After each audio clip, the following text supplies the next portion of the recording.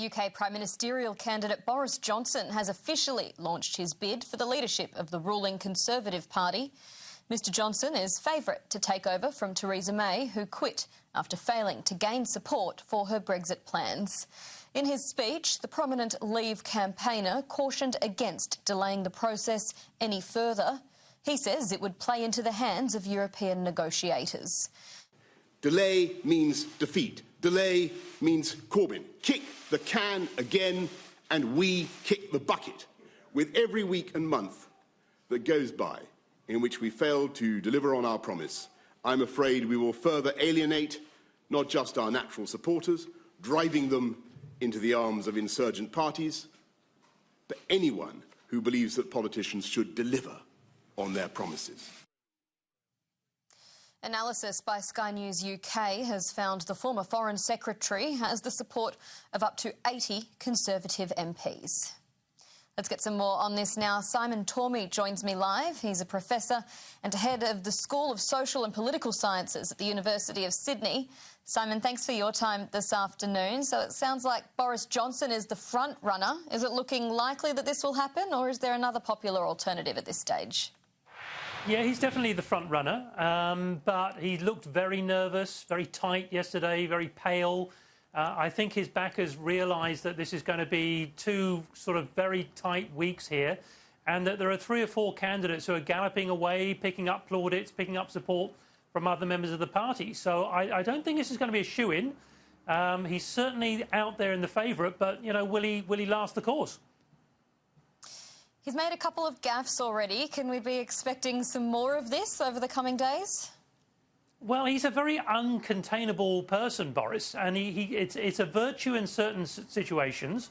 The British public have loved his kind of unspun, he's humorous, he's witty, but he does, you know, shoot from the hip, and he will say things as he sees them.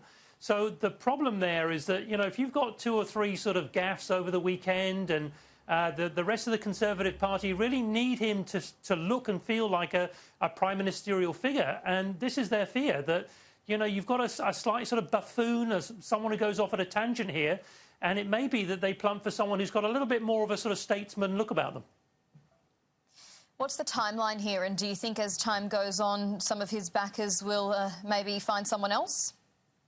Well, we'll see. We'll see. The first cut is tomorrow. So basically we've got 2 tiers here. The first week, tomorrow's vote, they need to get over 5% of the parliamentary party. So each of those candidates needs 16 MPs to support them. And then we move through to next week, the same time next week, it'll be 10%. Then when we've arrived at the last 2 candidates, it goes out to the Tory party membership, about 150,000 people, sort of average age around 65 to 70, something like that. If Boris Johnson makes it that far, I think he will make it over the line. But I think it's going to be a kind of few squeaky moments before then. I do think people like Jeremy Hunt, Michael Gove, Sajid Javid are going to really push hard in the next few days to try and get themselves ahead of the rest of the pack as well. And of course, this has all happened over Brexit. We surely can't forget about that. As time goes on, the likelihood of a no-deal Brexit increases. Well, that's what we're saying. I mean, there was a vote, very important vote last night in the House of Commons, where the Labour Party put down a motion trying to object to a no-deal Brexit on any circumstances. It actually got voted down. Now, that tells us that, you know, it's not really a shoo-in to think that the House of Commons is going to be able to prevent a no-deal Brexit taking place. And I think the international markets will have noticed that. There's going to be a little bit of pressure on the pound. Maybe equities might lose some gains today and tomorrow. But, of course, all of this is a little bit of phony war. What we need is a clear Conservative leader to come forward with a strategy, go to Europe, try and battle for a better deal than Theresa May was able to do, and then bring it back to the House of Commons. So we're really still in this very kind of open-ended flux-type situation. Anything could take place, even a no-deal Brexit. But what's the likelihood of a new deal being done with the European Union? Did Theresa May not exhaust all options already? Yeah, I mean, I do think that the Europeans are just going to say, sorry, but there is the 525-page document. Take it or leave it. If you don't want it, you know, you can go over the edge on 31st of October.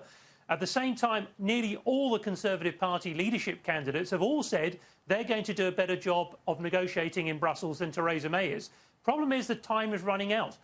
There won't be a leader until the end of July, beginning of August. Then we've got the parliamentary recess. They've really got 3 or 4 weeks with the Commission in Brussels to try and work out a better deal, and it's just not going to happen.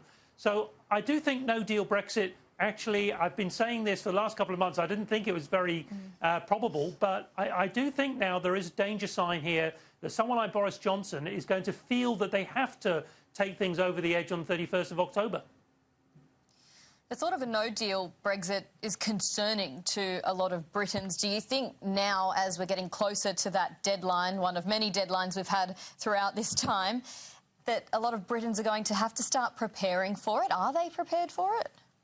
Well, one of the problems is Financial Times ran a story yesterday, a confidential file note from the recent cabinet meeting, which indicated that the UK is not in any shape or form ready for a no-deal Brexit, and it won't be by the time they get to October 31st. So even the official government sources recognise they're not ready for it.